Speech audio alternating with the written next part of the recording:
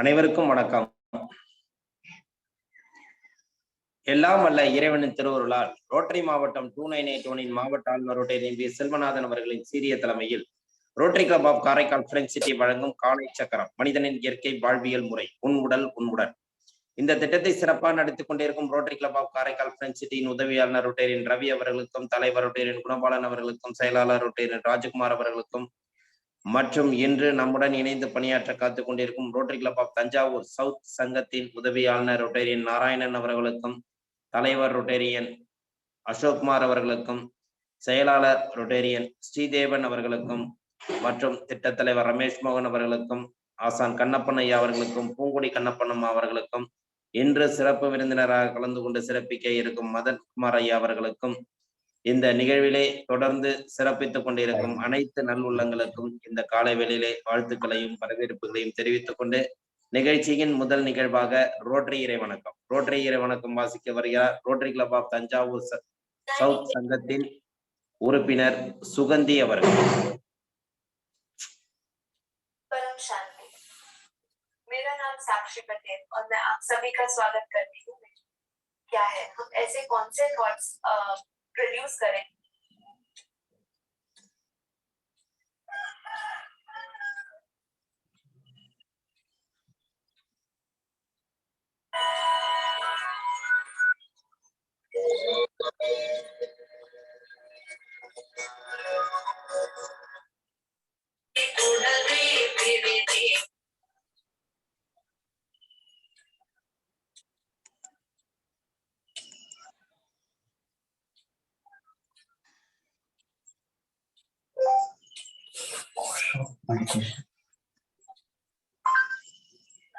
Osho meditation.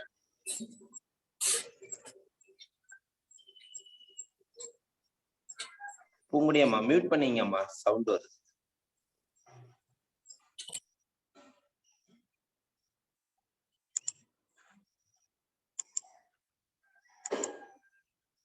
Sir Ashokkumar sir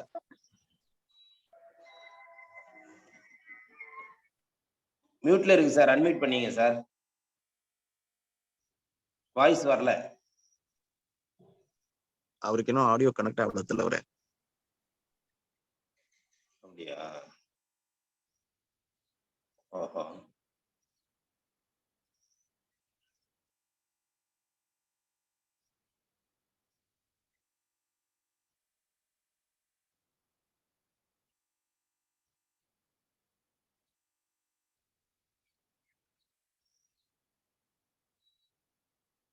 madam படிக்கிறாங்களா sir?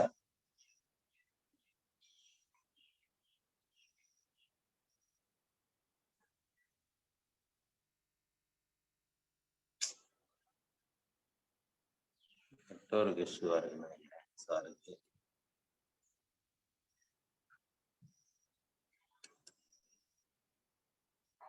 சரி, நம்மளே படிச்சுமா?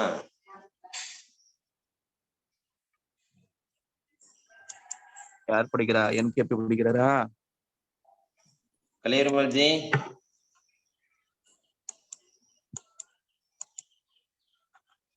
ஒரு ஆன் பண்ணிட்டு போயிட்டாரு. சரி, நீங்களே படிச்சிருங்க. ரோட்டரி இறை வணக்கம் திட்ட தலைவர் ரமேஷ் மோகன் அவர்கள்.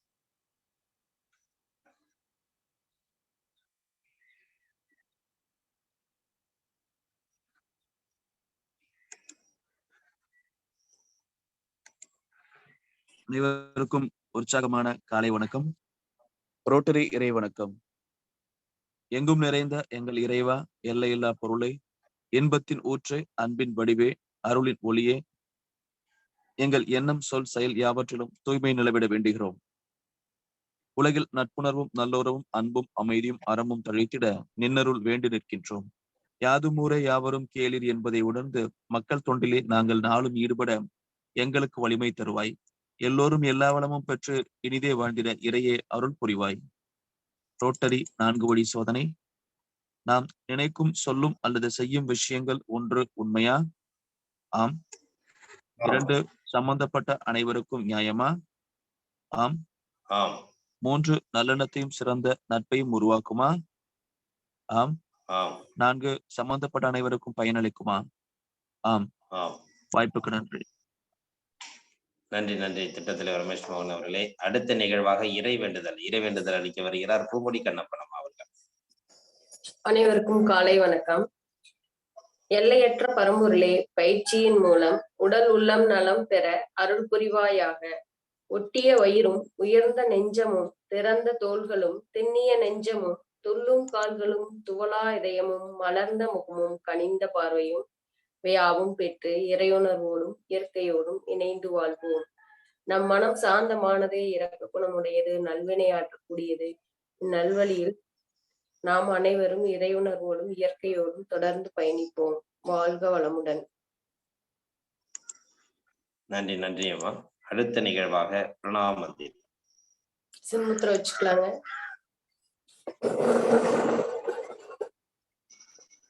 சின்முத்திரை வச்சுக்கலாம். முதுகுத்தண்டு நேராக இருக்கட்டும். கண்கள் மூடிய நிலையில் ஒரு ஆழமான மூச்சுக்காட்டு மெதுவாக உள்ளிருக்கிறோம்.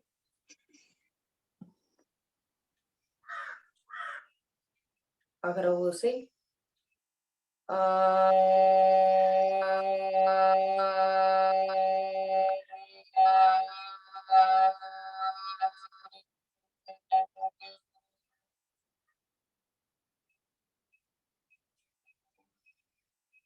சும்மய முத்திரை. நீண்ட மூச்சுக்காற்று உள்ளிழுத்து உகர ஓசை.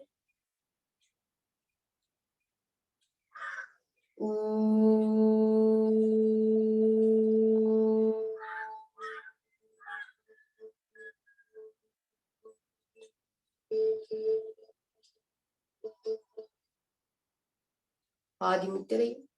நீண்ட மூச்சுக்காற்று உள்ளிழுத்து மகர ஓசை.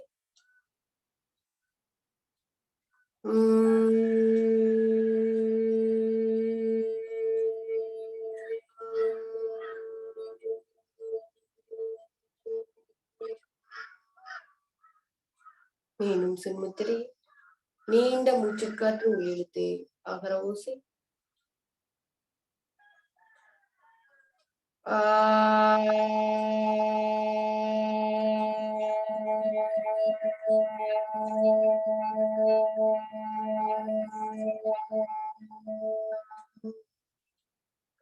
சிம்மய முத்திரை. நீண்ட மூச்சுக்காற்று உள்ளிழுத்து உகர ஓசை.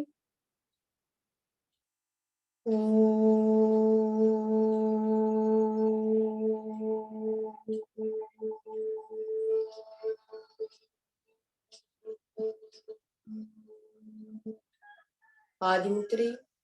நீண்ட மூச்சுக்காற்று உள்ளிழுத்து மகர ஓசை.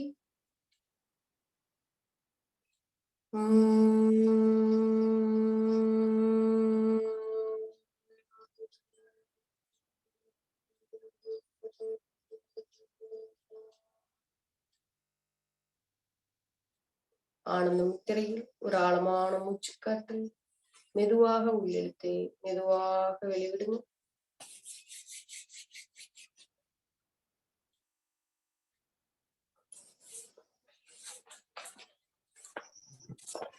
நன்றி நன்றிம்மா. அடுத்த நிகழ்வாக ஆசன பயிற்சி.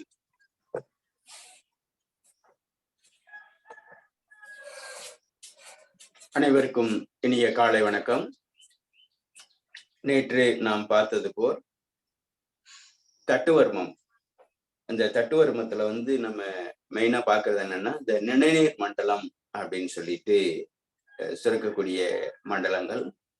அந்த நிணநீர் மண்டலத்தை சீர் செய்வதற்கும் உடம்பில் உள்ள சக்தி ஓட்டத்தை தூண்டுவதற்கும், குறிப்பாக உடம்பில் அந்த தோல் வழியாக மின்சார ஓட்டமாக ஓடிக்கொண்டிருக்கிறது. அந்த மின்சார ஓட்டம் சீர்படுவதற்கு அந்த இடங்களை அழுத்துவதும் தட்டுவதும் உள்ளது. சாதாரணமாக நாம் ஆசனம் செய்யும் பொழுது கூட அந்த நிகழ்வுகள் நடக்கிறது. ஆக இப்போ அது எல்லா இடங்களையும் தூண்டப்படுவதாக இந்த தட்டுவர்மம் உள்ளது. இது எல்லோருக்கும் எளிதானது.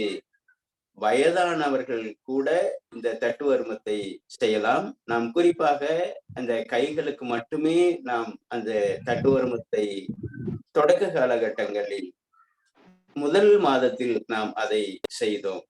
அதை இப்பொழுது முழுமையாக செய்கிறோம். ஒரு உடல் தொந்தரவு இருப்பவர்கள், மருந்து மாத்திரைகளிலிருந்து விடுபட நினைப்பவர்கள், உடலை சுறுசுறுப்பாக வைத்துக் கொள்ள வேண்டும் என நினைப்பவர்கள் இந்த தட்டுவர்மத்தை செய்யலாம். குழுவில் உள்ளவர்கள் இதை செய்துவிட்டு தங்களுடைய விருப்பப்பட்டவர்களுக்கு அல்லது தன்னுடைய குடும்பத்தாருக்கு அல்லது மற்றவர்களுக்கும் இதை எளிமையாக சொல்லிக் கொடுக்க முடியும் என்பதையும் இந்த நேரத்தில் பதிவு செய்கிறோம். ஆக தொடக்கத்தில் கால்களிலிருந்து மேலாக தலை வரைக்கும், தலையிலிருந்து கீழாக வருகிறோம். இதை செய்து முடிச்சிட்டு பின்புறமாக செய்கிறோம். பிறகு பக்கவாட்டிலும் வலப்பக்கம் இடப்பக்கமாக செய்கிறோம். கால் பாதத்திலிருந்து தொடங்குகிறோம். சாதாரணமானது, எளிமையானது. அந்த இடங்களை அழுத்தி விடுகிறோம், தட்டி விடுகிறோம். தட்டி விடும் பொழுது அந்த இடம் தூண்டப்படுகிறது. தூண்டப்படும் பொழுது அங்கு இருக்கக்கூடிய சக்தி ஓட்டம், இரத்த ஓட்டம், காற்றோட்டம் சீர்படுகிறது. இப்பொழுது அதை தொடங்குகிறோம். கால் பாதத்திலிருந்து வருகிறோம். மெல்ல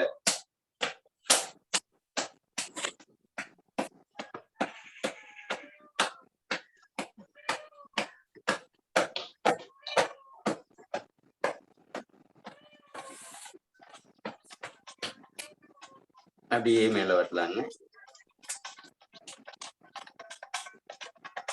அப்படியே தலை வரைக்கும் கொண்டு போறேங்க. அப்படியே தலைப்பகுதியிலிருந்து அப்படியே கீழே கொண்டு வரலாங்க.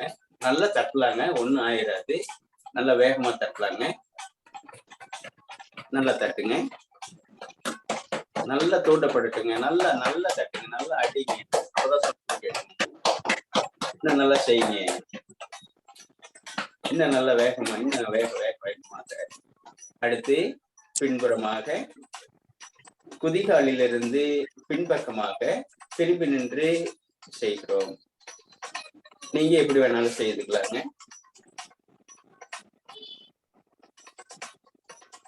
பாருங்க,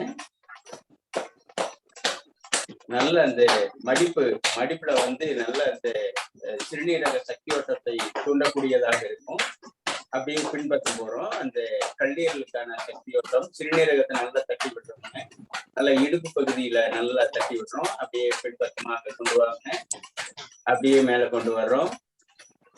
அப்படியே நல்ல லங்ஸ் பக்கம், நல்ல அந்த தோள்பட்டை வலி வர்றதே பாத்தீங்கன்னா இந்த லங்ஸினுடைய செயல்பாடு குறைவாக இருப்பதால், ஆக அந்த நுரையீரலை தூண்டப்படுவதற்கும் தலை உச்சி பகுதியில் நன்றாக தூண்டப்படுவதற்கும் அமைகிறது.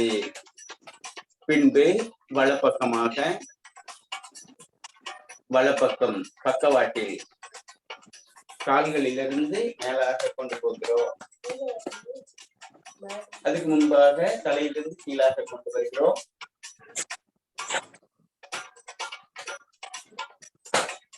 நல்லா நல்லா அழுத்தி விடுங்க, நல்லா தட்டி விடுங்க.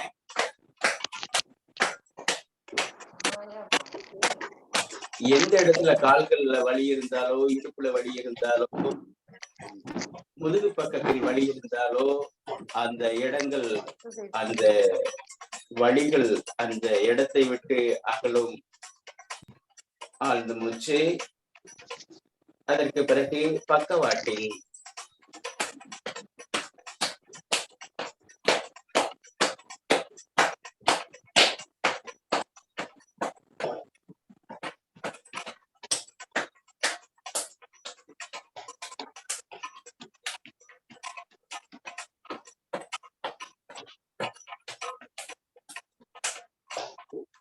அடுத்ததாக கைகளில் இருந்து கொண்டு போகிறோம். விரல்களில் இருந்து அப்படியே கொண்டு வாங்க. நன்றாக கை மாற்றிக் கொள்கிறோம். அடுத்ததாக குரங்கை பின்பக்கமாக,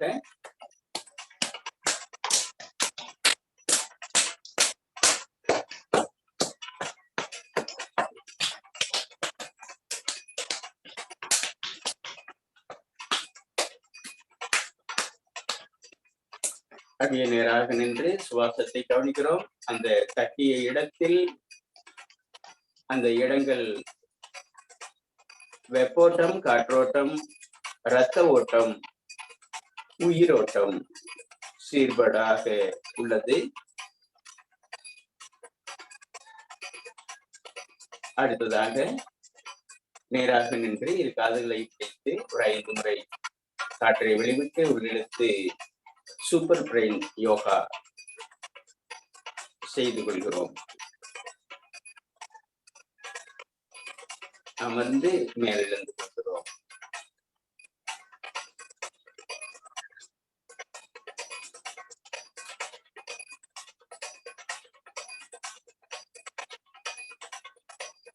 அப்படியே அமர்ந்து சுவாச பயிற்சி சென்று விடுகிறோம். அமர்ந்து சுவாசத்தை கவனிக்கிறோம்.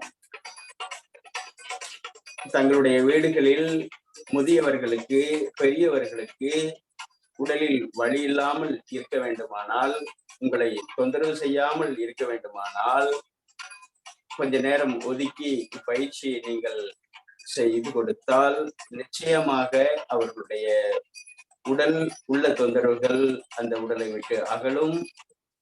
அவர்களும் நிம்மதியாக இருப்பதற்கு பயிற்சி ஏதுவாக இருக்கும். ஆக எளிமையான பயிற்சி, வலிமையான பயிற்சி, உபயோகமான பயிற்சி. அடுத்ததாக சுழல் முறை பிராணாயாம பயிற்சி.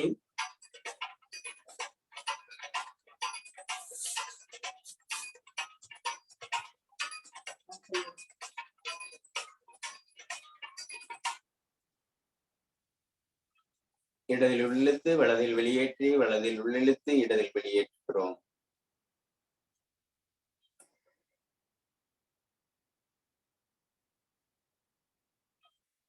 நிதானமாக ஆழமான நீண்ட மூச்சு.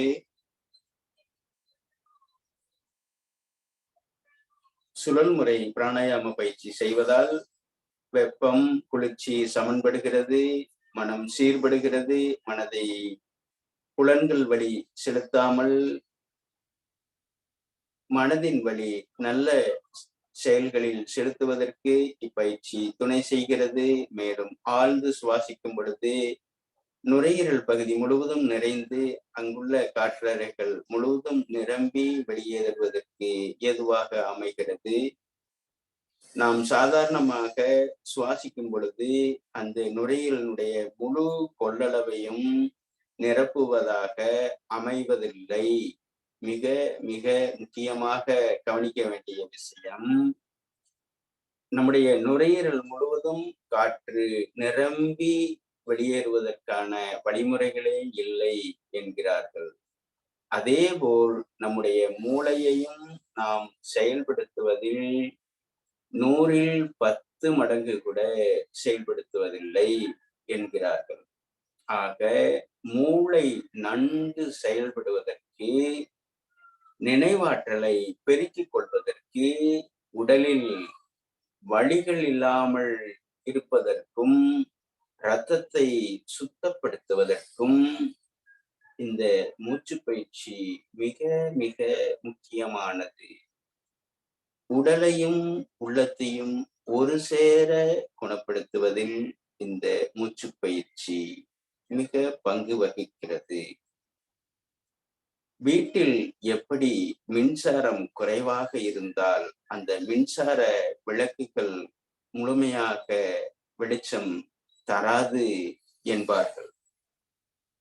ஆக நம்முடைய உடம்பிலும் பிராணசக்தி, மூச்சு குறைவாக இருந்தால் ஒவ்வொரு புலன்களிலும் கேட்கும் திறன், பார்க்கும் திறன், நுகருவது, சுவைப்பது, தொடு உணர்வு இது குறைகிறது. ஆக ஒருவருக்கு கண்ணில் தொந்தரவு வந்தாலும் சரி, காதில் பிரச்சனை வந்தாலும் சரி, காலில் பிரச்சனை வந்தாலும் சரி, மூளையில் தொந்தரவு இருந்தாலும் சரி, நரம்பு மண்டலங்களில் தொந்தரவு இருந்தாலும் சரி, உடலில் உள்ள அனைத்து அங்கங்களும் செயல்பட வேண்டுமானால் இந்த பிராணசக்தியே ஆக இந்த பிராணனை முழுமையாக கிரகித்துக் கொள்வதற்கு நாம் ஏற்கனவே குறிப்பிட்ட உணவு முறைகளையும் ஆசன பயிற்சிகளையும் இந்த பிராணாயாம பயிற்சியையும் முழுமையாக தினந்தோறும் விடாமல் ஒரு வைராக்கியத்தோடு ஒரு சங்கல்பத்தோடு செய்து கொண்டு வந்தோமானால் நாம் எல்லா விஷயங்களிலும் புரிந்து செயல்பட முடியும் என்பது திண்ணம். ஆக ஒருவருடைய உடலில் என்ன ஒரு தொந்தரவு வந்தாலும் சரி, அங்க மெட்டபாலிசம் நடக்கவில்லை என்பது பொருள். வளர்சிதை மாற்றம் அடையவில்லை என்பது பொருள். ஆக அந்த செல்களை புதுப்பிப்பதற்கு, வளர்ச்சியடைய செய்வதற்கு இந்த மூச்சுக்காற்றே பிரதானமானது. ஆக கால்களில் வலி இருந்தாலும் சரி, தலையில் வலி இருந்தாலும் சரி, உடலில் எங்கு வலி இருந்தாலும் சரி, அந்த வலி என்றாலே காற்று என்று பொருள். வலி என்பது காற்று. ஆக காற்று பற்றாக்குறையால் அந்த இடத்தில் வலி வருகிறது. ஆக அந்த வலியை முழுமை பெற வைப்பதற்கு, அந்த இடத்தில் செல்களை புதுப்பிப்பதற்கு மிக மிக அவசியமானது இந்த பிராணசக்தியே, இந்த மூச்சு பயிற்சியே. ஆக மனம் அமைதி அடையும் பொழுது, சலனமற்று இருக்கும் பொழுது, நிதானமான ஆழமான சுவாசம் போய் வரும். தூக்கத்திலும் மெடிடேஷன் செய்யும் பொழுதும், கலைகளை ரசிக்கும் பொழுதும் இந்த மூச்சு சீராக ஆழமாக உள்ளே சென்று வரும். ஆக இப்பயிற்சி ஒவ்வொரு நாளும் விடாமல் செய்து ஒவ்வொருவருக்கும் இது அவசியமானது. எப்படி பசி பொதுவானதோ, மூச்சு பொதுவானதோ, உணவு பொதுவானதோ, அதேபோல் இந்த மூச்சு பயிற்சி எல்லா மதத்தினருக்கும் இது பொதுவானது. உயிர் என்பது பொதுவானது, உடல் என்பது பொதுவானது, காற்று என்பது பொதுவானது. ஆக இப்பயிற்சியை எல்லா மக்களும் செய்து இன்புற்று வாழ வேண்டும் என இறையாற்றலை வேண்டுகிறோம். வாழ்க வளமுடன், வாழ்வாங்கு வாழ்க, நலம் பெருக, வளம் பெருக.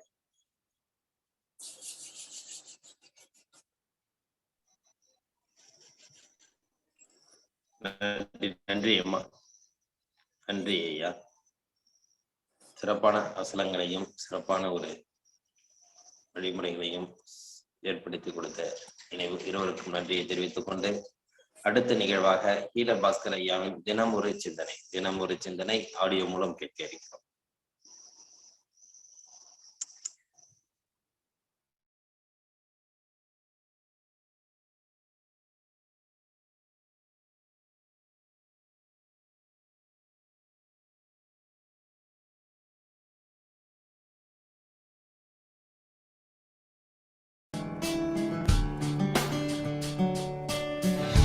செழிக்கட்டும் விவசாயம். வேந்தர் டிவி நேயர்களுக்கு இனிய காலை வணக்கம். புத்தம்புது காலையில் இன்று சாப்பிடும் பொழுது தண்ணீர் எப்படி குடிக்கணும்னு பார்க்கலாம். அதாவது சாப்பிடும் பொழுது தண்ணீர் குடிக்கிறது குறைவாக இருந்தால் ஆரோக்கியம் அதிகம். அதிகமாக தண்ணி குடித்தோம்னா ஆரோக்கியம் கிடையாது. சாப்பிட்றதுக்கு அரை மணி நேரம் முன்னால் தண்ணி குடிக்காமல் இருந்தால் நல்லது. சாப்பிடும் பொழுதும் குறுக்க தண்ணி குடிக்காமல் இருந்தால் நல்லது. சாப்பிட்டு முடித்து ஒரு 1/4 மணி நேரம் அரை மணி நேரம் தண்ணி குடிக்காமல் இருந்தால் ரொம்ப ரொம்ப நல்லது. எல்லோரும் நல்லா கேட்பீங்க. நான் தண்ணியே குடிக்க வேண்டாம்னு சொல்ல, அளவு குறைவாக குடிக்கணும். அது என்ன எப்படிங்கிறத பார்க்கலாம். சில பேர் இருக்காங்க, சாப்பிட உட்காரும் பொழுது 1 லிட்டர் தண்ணி எடுத்து கடன்னு ஊற்றிட்டு அதுக்கப்புறம் தான் சாப்பிட ஆரம்பிப்பீங்க. நல்லா இருக்க மாட்டீங்க. ஏன் தெரியுமா?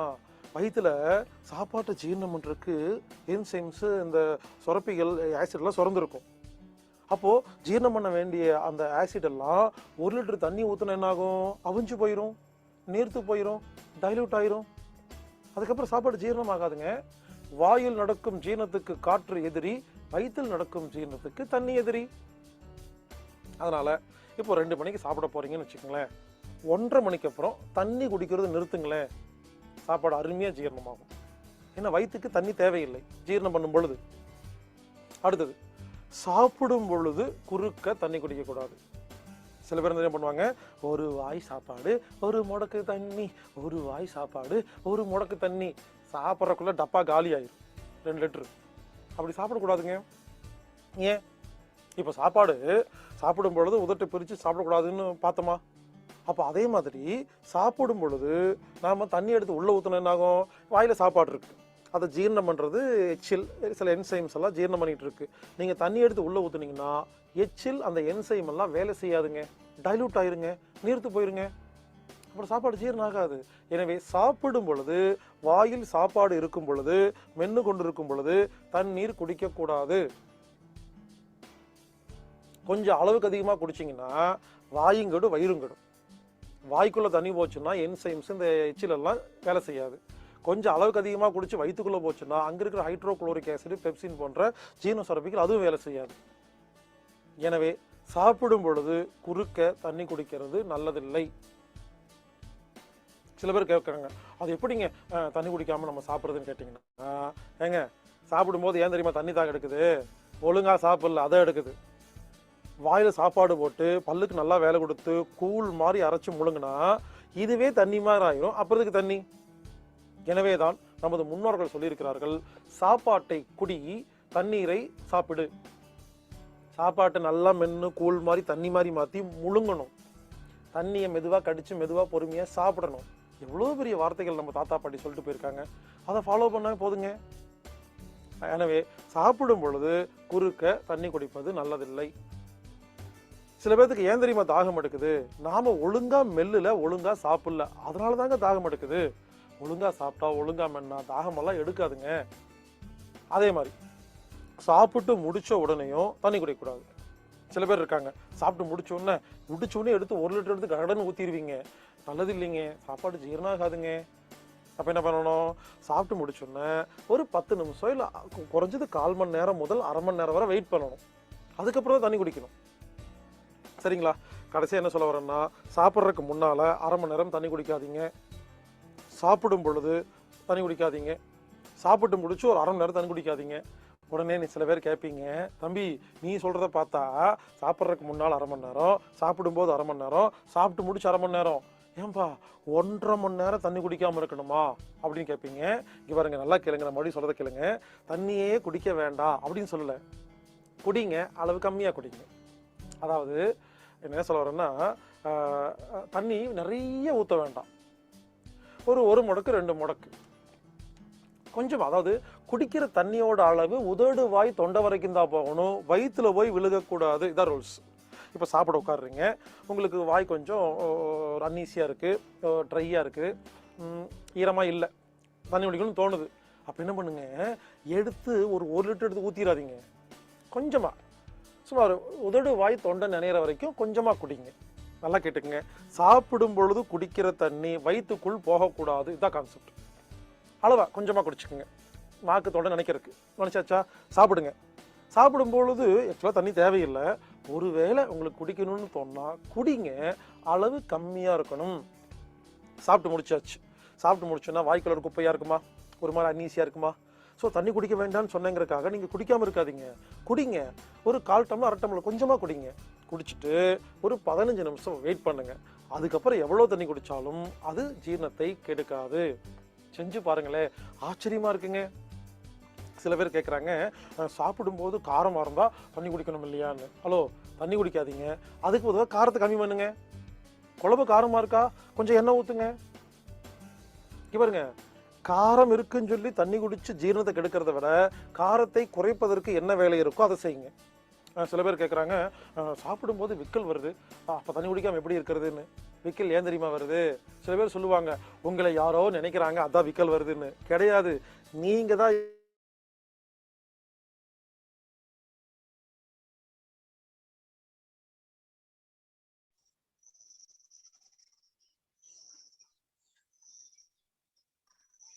தலைவர் ஆடியோ கொஞ்சம் கட் ஆயிடுச்சு.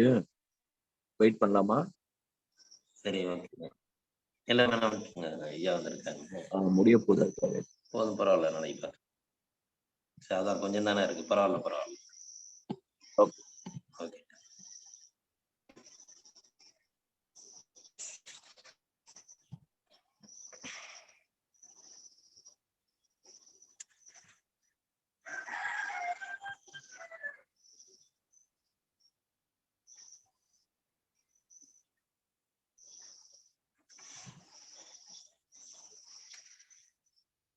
நன்றி, நன்றி ஐயா. தொடர்ந்து நாம் உண்ணும் உணவு முறைகளை அற்புதமாக ஒரு பேசிக் மெத்தடா எடுத்துக்கிட்டு சில விஷயங்களை நமக்கு அற்புதமாக விளக்கி வரும் ஹீலர் பாஸ்கர் ஐயா அவருக்கு நன்றி தெரிவித்துக் கொண்டு, இன்று நமக்கு சிறப்பு விருந்தினராக கலந்து கொண்டு சிறப்பிக்க இருக்கும் இறைமதன் ஐயா அவர்களை அன்புடன் அழைக்கின்றோம். இறைமதன் ஐயா அவர்கள் உயிராற்றலை பெருக்கும் ரகசியம் என்பதை பற்றி அற்புதமாக போன வாரம் நமக்கு நல்ல ஒரு விளக்க உரை கொடுத்தார்கள். அதன் தொடர்ச்சியையும் இந்த வாரம் நமக்கு அளிக்க இருக்கிறார்கள். அன்புடன் அவர்களை உரையாற்ற அனைவரின் சார்பாக இறைமதன் ஐயா அவர்களை அன்புடன் அழைக்கின்றோம்.